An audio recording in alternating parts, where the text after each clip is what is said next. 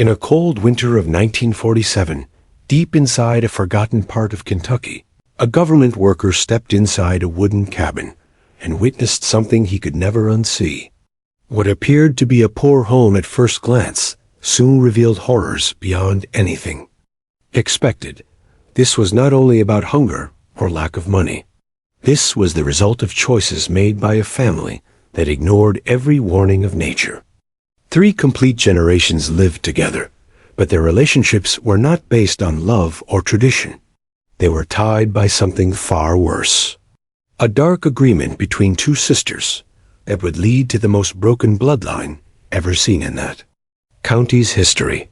Hidden away in courthouse boxes for many decades, official files have come to light. These papers tell of secret births, medical documents, and hospital visits that reveal what happens when people try to control life with their own beliefs. The story centers around the Whitlock family. Even now, some still carry that name in eastern Kentucky, though neighbors pretend the name never existed. If one drives past broken fences and long empty homes down old coal paths, they may see crumbling remains of what once stood. The people nearby stay silent. They never speak of what happened on that land. But the pages found inside public offices speak clearly. They tell about 2 women, Martha and Sarah Whitlock, sisters who were always together, closer than most, closer than they should have been. They shared their days, their thoughts, and even their future. And then they shared one more thing: Thomas Hadley, a man who became husband to both. Martha married him in 1923. She was 19. People saw nothing unusual. But behind the scenes, something else had been promised. Sarah, who was just 17 and feared being alone, had made Martha swear something that would change their family forever. After losing their parents in a mining explosion, the 2 had lived cut off from others. They had grown closer than most siblings. When Martha found someone to marry, Sarah broke down. She said she would take her own life rather than live apart. Faced with this, Martha made a decision that would bring ruin to every child born after. She agreed Thomas would belong to them both. That year, both women were carrying children. They lived as one unit in a far-off cabin hidden from roads. Records were faked to show Martha as mother to all babies. What the sisters never knew was that Thomas was not just a stranger from town. He shared family lines with both sisters, going back to the same great-grandparents. The new lives entering the world were not just brothers and sisters. They were products of generations already mixed too tightly. What followed was not chance. It was a planned disaster. By 1930, there were 8 young ones in the house. 4 were listed under Martha, 4 under Sarah, though all were sons and daughters of Thomas. Inside that home, the children did not know which woman was their birth giver. They called both Mama. The confusion was not just in their minds. It spread into their blood. Their bodies began changing in ways no one could explain. The oldest, named James, showed signs early. He shook with violent fits. His back curved and his height stopped growing. By 16, he appeared half his age. Government files later showed James suffered from problems caused by damaged blood.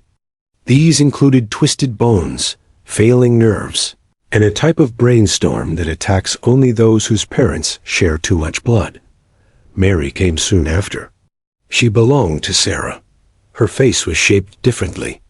Eyes set far apart, bones not forming properly, and silence from birth. She could not hear.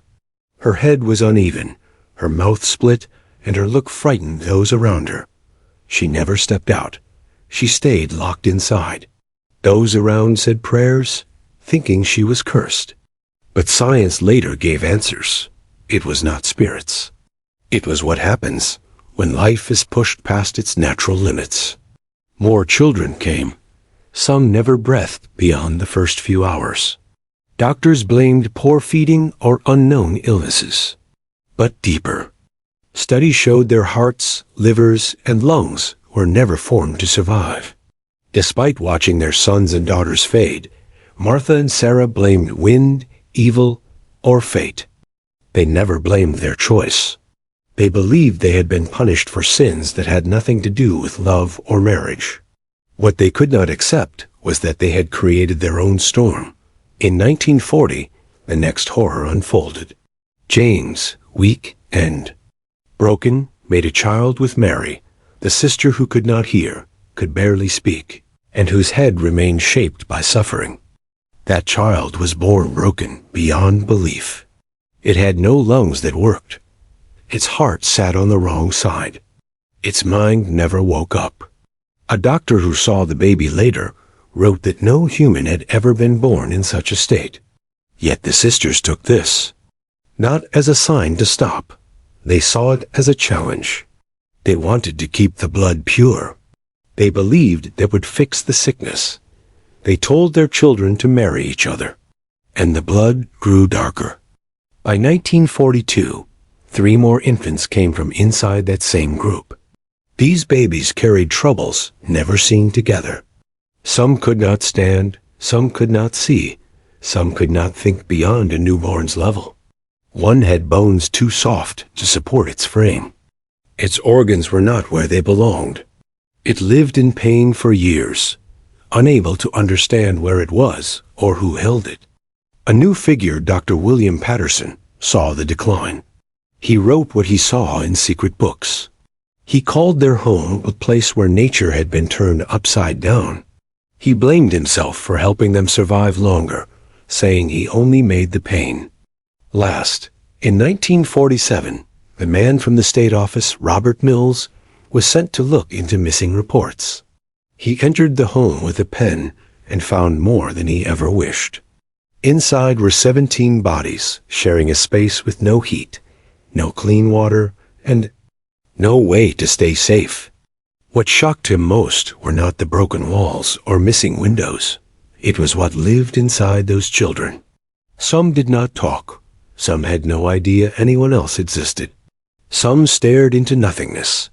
Their shapes were bent, their words lost. Mills learned that brothers and sisters had been told to start families together. He watched as the adults smiled proudly. They did not feel shame. They believed they were holy. They believed their pain made them chosen. Martha spoke to him with wide eyes, saying the world outside would never understand what their purpose was. Her words did not match her face. She was lost in her own world. The children had made their own way of speaking. Their world had no outsiders. After writing his report, Mills knew the truth could not stay hidden. The papers were sent to higher powers. Soon people came, not to study, to act. In March that year, officers knocked. They were not met with welcome. The 2 sisters stood with old guns, yelling that the world wanted to end what was sacred. It took 3 days to stop them. During that time, 2 more passed away, not from war, but from bodies too weak to fight stress. Experts from the university arrived to check who might live and who might not. Of 11 living young ones, only 3 were strong enough to be taken elsewhere. The others needed full care every hour. Some could not feed themselves. One looked around 12, but thought like a baby. Martha and Sarah were taken to a place for minds that could not hold reason. They died there still believing they had done nothing wrong. Thomas had already left the world, his body failing from inside. The children who lived were given new names and sent to far-off towns. But the story did not sleep. Inside a wooden chest, officials found hand-drawn maps, names linked with lines, and plans for future births. Martha had written who should marry who, even before some were born. She believed this would bring power. She did not see that it brought only pain. The man who had taken notes, Dr. Patterson, left medicine. He never helped another patient. He moved across the country and built houses with wood. He told people he had seen enough pain to last lifetimes. Mills, the first to enter, The cabin could not forget. He woke at night shouting. His family said he changed forever. The girl who made it furthest, Rebecca, had only minor issues. She learned slowly. She read. She wrote. But she never married. She feared her own blood. She lived until 1983. Story of this family is now studied in colleges. Their blood samples help teach doctors about what happens when family lines repeat too much. The tale is more than a sad past. It warns all who read. Love can heal, but fear can twist.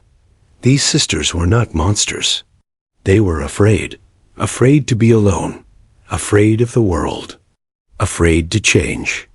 But in trying to protect what they loved, they destroyed it beyond repair. Today, nothing remains of their home but stones under leaves. Farmers find old bottles there. No one builds. No one stays. The wind still moves through that place, carrying with it a warning too dark to forget. If you have made it this far, you have faced a truth many cannot. Would you have spoken out? Or stayed silent? Because long ago, one man stepped into a house and changed everything. What would you have done if that house carried your name?